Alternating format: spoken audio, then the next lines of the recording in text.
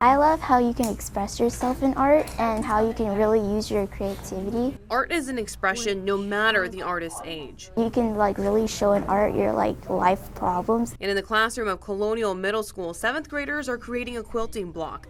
Aside from different prints and shades of fabrics, these blocks read with activist messages. I really like animals, and I don't like seeing animals getting hurt. I chose stereotypes because it's something most people live by, but they shouldn't, and most stereotypes are not true.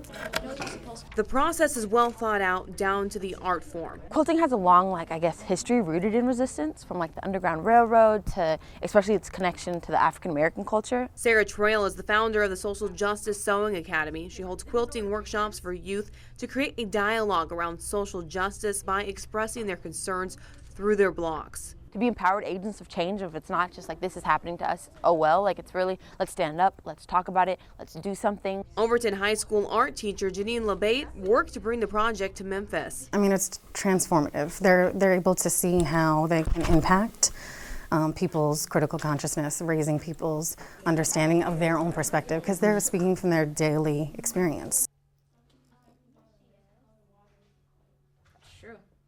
Through the perilous fight.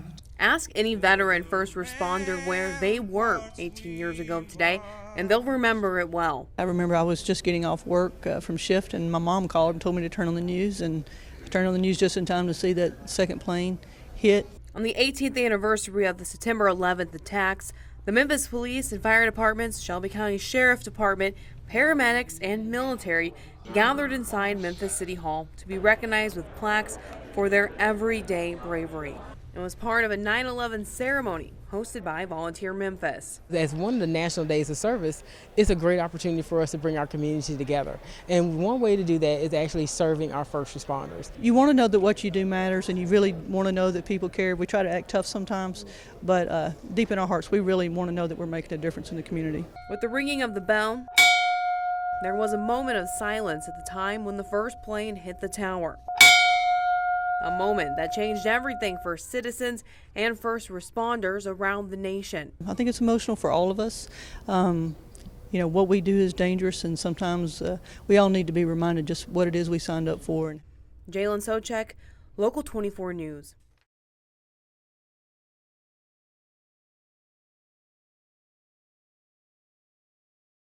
Today is the first official day of the MidSouth Fair in its 162nd year. The gates will open up tonight at 4 o'clock. Last night they did have their preview night. It was open for a few hours here, but tonight is the first official full night. They'll be open up until midnight tonight. The fair is going to run till September 29th, so there's plenty of time to come down. There are more than a dozen new rides at the fair for thrill seekers of all ages. On top of that, there's entertainment like an alligator wrestling show, pig races, thrill shows, a raptor exhibit, music concerts featuring artists like Lance Bass and the band Perry, and of course a ton of fried food to eat. The MidSouth Fair is also upping its security efforts this year. For the first time, there's metal detectors that everyone will be required to go through instead of just wanting people through. Security is always a priority. We have our standard operating procedures and a standard we have here at security. We don't go below that.